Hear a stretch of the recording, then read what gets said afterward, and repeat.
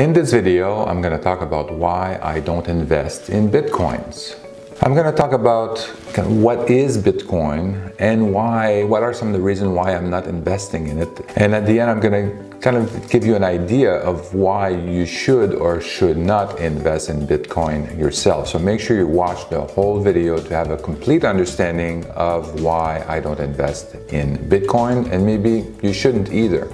Before starting, I want to make sure that people understand that I'm talking here about Bitcoin, and I'm not talking about the blockchain technology. The blockchain technology is very valuable. It's a very valid technology. It's currently being used in a lot of corporate setting in private networks. So blockchain in private network and some in more public network. Bitcoin is a public use of blockchain technology to enable transactions and basically the creation of Bitcoin.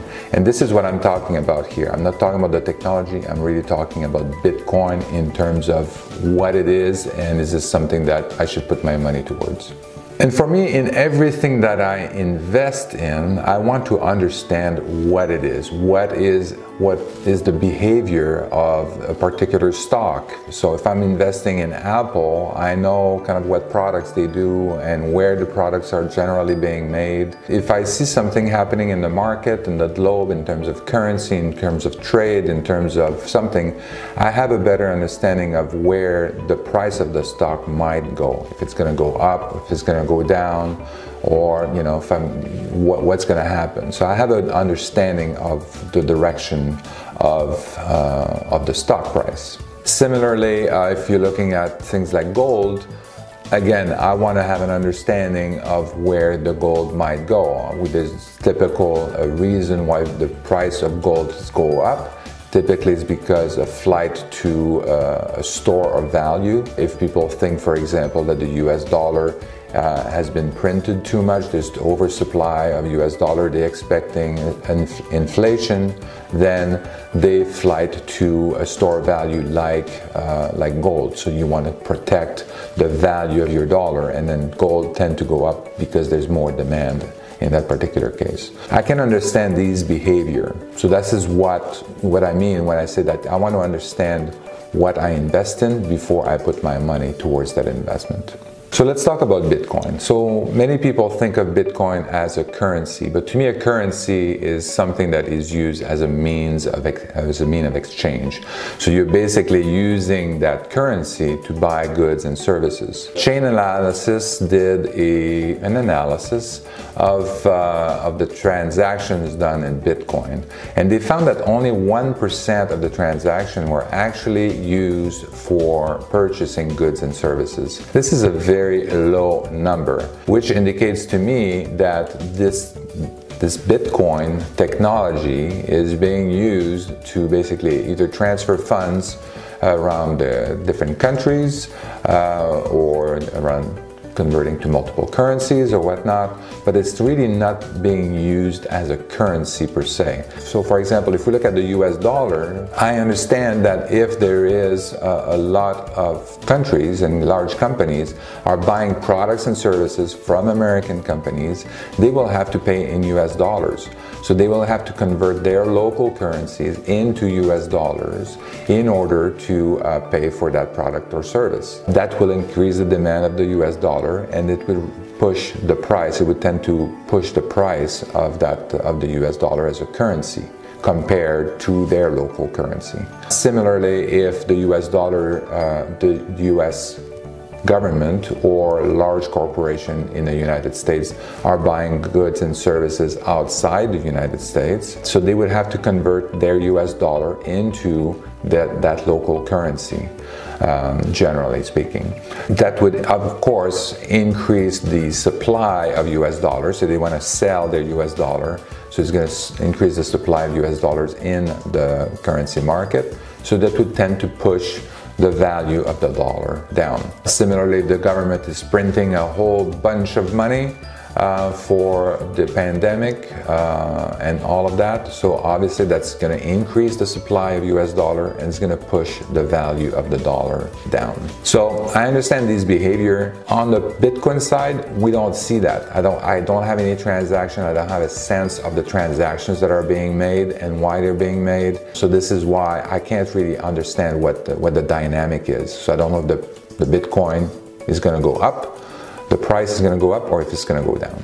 So let's look at it then from a different perspective. Let's look at Bitcoin in terms of a store of value, or something like gold or silver. So let's look at gold and some of the characteristics of gold. So gold is scarce. There's a lot of gold in the world, but it is hard to get to. It costs a lot of money to get to that particular gold, and about 75% of the recoverable gold has been mined already. So there's still more mining that's being done, and the amount of gold that's available, that's in circulation, is increasing at about 1.5% every year, according to the Gold Council. So let's look at Bitcoin from that point of view. So as a store of value, the number of Bitcoin is limited to 21 million Bitcoins. That seems like, oh, this is hard fact, and this is, there's no way of changing it. But it's a little bit different, because this is really done in a line of code in the blockchain technology for Bitcoin. This is how this Bitcoin is limited. It's just a line of code, and it's written 21 million maximum number of Bitcoins. This is it. This is the big limiting factor. Is it possible to change it? I don't know, but I don't know if anybody has the right to change that number. But it is very easy to change that number technically, to increase it. Gold, I cannot change the amount of gold that's available on the planet. It is what it is. This Bitcoin is a little bit artificial. That limiting factor is artificial and could potentially be changed. Other cryptocurrencies, I don't know what their limits are, but you should find out what their limits are. I haven't been able to find too much information on that. So if you're comparing Bitcoin with other currencies, what are the limits of that currency? So this is something that you should be concerned about. Other aspects of the Bitcoin is being mined. Really, basically Bitcoin are being given to people who are verifying the transaction when they're adding chain blocks to the blockchain, basically. So these are valid blocks of transactions that are validated by these, what they call miners. They're not really miners, but that's what they do. So these computers that are basically verifying blocks of transactions, adding them to the blockchain, and when they win, they get a Bitcoin for doing that work. The rate of increase of these Bitcoins is about 4% per year. About 75% of the Bitcoins have also been mined, so there's another 25% left. And then basically that amount is increasing at a rate of 4%, so significantly higher than gold. And also, it's funny that it's about at the same percentage of Bitcoin that has been mined already compared to gold. So this is very interesting. So you would think that because of that, this constant supply of Bitcoin that are coming in, but it's not being used, it's not being as a currency, and it's basically used as people to store value or to basically invest and speculate on. Another aspect of gold that's a little bit different than Bitcoin is that gold has an actual use. You can actually use gold it's used in electronics and in multiple industrial components and electronic components that we use. It's also obviously used in jewelry. So the amount that's being used is not really significant, but it is something that to be said about gold is that it has a use. Not so much for Bitcoin. If you get your little electronic number on your Bitcoin wallet, there is really no use beside doing a transaction or moving your money around the country. Because of that, gold has an intrinsic value. It is because of its scarcity, because of its, a lot of people are creating demand for that product, whether it's companies because they're using it for their industrial or electronic products, or for jewelry. It's also a widely accepted store of value. So there is intrinsic value in gold, something that you cannot be said of Bitcoin. There is no intrinsic value of Bitcoin. It's not something that exists physically. So a lot of people are expecting also Bitcoin to become kind of the currency to be used for various transactions in the future. They see the future as, oh, Bitcoin is going to be the currency that's going to be used internationally for all kinds of transactions. And I have a couple of points on that. One of them is that it's very easy to create more cryptocurrency. The code is there, it's available, you can easily create, and we've demonstrated that. We have all kinds of different cryptocurrencies that can basically be created instantaneously with a little bit of marketing and a little bit of ingenuity. Gold and silver, I mean, they are what they are. It's you cannot find another a substitute for gold or for silver.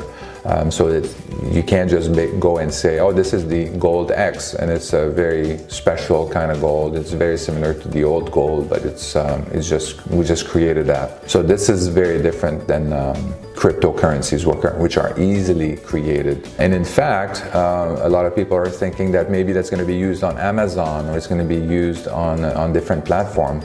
And I think it's much more likely that Amazon would create its own cryptocurrency to be used on their platform. This is much more likely than them accepting Bitcoin. They may accept it for a little bit, but it's much more likely that they would create their own cryptocurrency. In fact, Facebook is trying to create their own cryptocurrency as well. Again, this is going to be much more widely available and actually being used in actual transactions, something that Bitcoin and other cryptocurrencies cannot claim right now. So just for that reason, that the Amazon cryptocurrency or Facebook cryptocurrencies would actually be used as a means of exchange would provide much more value than the current Bitcoin and the current cryptocurrencies. So for all these reasons, this is why I don't invest in Bitcoin. What are some of the reasons why I would or you should invest in Bitcoin? You have to see it as a purely speculative play and basically try to determine based on demand, estimate the demand and where you think the maximum value of the Bitcoin is, and then play the game like that. But it's purely speculative. This is for that reason, this is why I am not investing in Bitcoin. If I see that there is a very big boom in the price, I might try to short it. If I see that there's a big drop in the price, then I might try to buy a couple of Bitcoins and then see how that goes. But whatever you do, don't invest more than 1% of your assets into the Bitcoin trade. It has to be money that you're willing to lose in order to invest in that Bitcoin. So that's my recommendation. I hope you find this video interesting. If you like anything related to investment, real estate, financial freedom, money and finance, keep watching the videos in my channel. Make sure that you click that like button. We'll see you in the next channel. So make sure you watch the other videos and then subscribe. Thank you.